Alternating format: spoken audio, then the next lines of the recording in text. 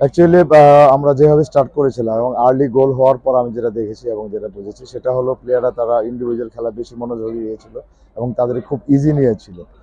এটাই আসলে ম্যাচের কাল হয়েছে। আর আমি বলবো যে একটা টিম গেম, এটা ফুটবল টিম গেম, এটা এখনো আমাদের প্লেয়ারদের আন্ডারস্ট্যান্ডিং প্রবলেম আছে।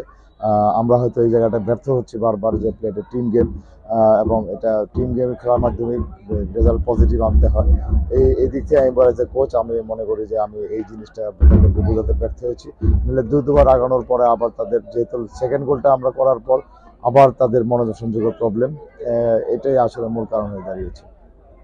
আচ্ছা মারুফ ভাই, এখন টিমের যে অবস্থা সেই অবস্থা টিমে কি কোনো কোয়ালিফায়ার হওয়ার কোনো সুযোগ আছে কিনা, তো নেক্সট দুটো ম্যাচ কি প্ল্যান করছেন?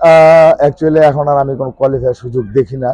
এখন আমাদের পজিশনে দেখি মনোযোগ দিতে হবে, যেহেতু আমরা এখানে থার্ড পটে ছিলাম, থার্ড চয়েস মানে থার্ড টিমটা এখানে এএফসির ড্রতে। আমরা এই থার্ড পজিশনে ধরে রাখা আমাদের চ্যালেঞ্জ হয়ে দাঁড়াবে এবং আমি আশাবাদী এটা যদি কাটিয়ে উঠতে পারে, প্লেয়ারদের মনোসংযোগ রাখতে পারে, তাহলে থার্ড হওয়া সম্ভব।